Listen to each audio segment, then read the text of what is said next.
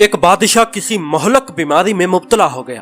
کافی دن علاج کرانے کے باوجود جب اسے آرام نہ آیا تو طبیبوں نے صلاح مشورہ کر کے کہا کہ اس بیماری کا علاج صرف انسان کے پتے سے کیا جا سکتا ہے، اور وہ بھی ایسے انسان کے پتے سے جس میں یہ خاص نشانیاں ہوں۔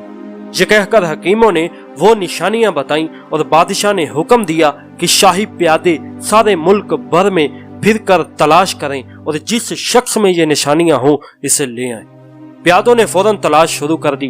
خدا کا کرنا ایسا ہوا کہ وہ ساری نشانیاں ایک غریب کسان کے بیٹے میں مل گئی۔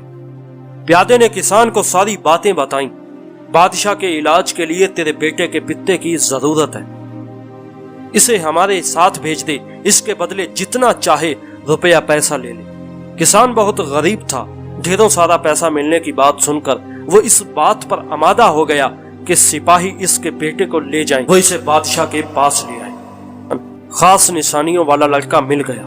اب قاضی سے پوچھا گیا کہ اسے قتل کر کے اس کے جسم سے پتا نکالنا جائز ہوگا یا نہیں۔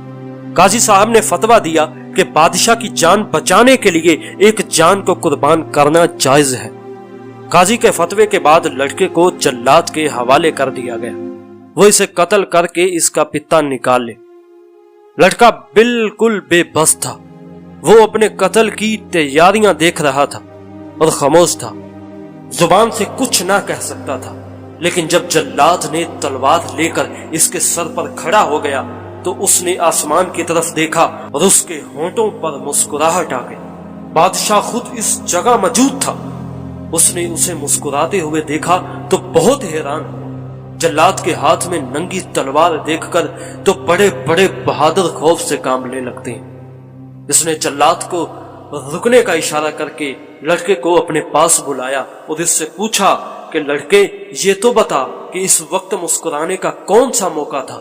لڑکے نے فوراً جواب دیا کہ حضور والا، دنیا میں انسان کا سب سے بڑا سہارا اس کی ماں باپ ہوتے ہیں، لیکن میں نے دیکھا ہے کہ میرے ماں باپ نے روپے کے لالچ میں مجھے حضور کے سپرد کر دیا۔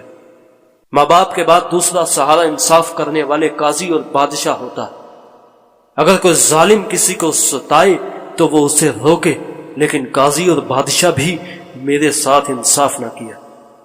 اب میرا آخری سہارا خدا کی ذات تھی، اور میں دیکھ رہا تھا کہ جلاد ننگی تلوار لے کر میرے سر پر پہنچ گیا اور خدا کا انصاف بھی ظاہر نہیں ہو رہا۔ بس یہ بات سوچ کر مجھے ہنسی آ گئی۔ لڑکے کی یہ بات سنی تو بادشاہ کی آنکھوں میں آنسو آ گئے۔ اس نے حکم دیا کہ لڑکے کو چھوڑ دو، ہم یہ بات پسند نہیں کرتے کہ ہماری جان بچانے کے لیے ایک بے گناہ کی جان لیجیے۔ لڑکے کو اس وقت چھوڑ دیا گیا۔ بادشاہ نے اسے قیمتی تحفے دے کر رخصت کیا۔ کہتے ہیں اس وقت سے بادشاہ کی بیماری گھٹنی شروع ہو گئی اور چند دن میں وہ بالکل تندرست ہو گیا۔ یہ سٹوری بڑی محنت سے آپ تک آئی ہے۔ اگر آپ چاہیں تو اس ویڈیو کو لائک کر کے ہمیں اس کا صلہ دے سکتے ہیں۔ ملتے ہیں پھر کسی اگلی ویڈیو میں، تب تک کے لیے اللہ حافظ۔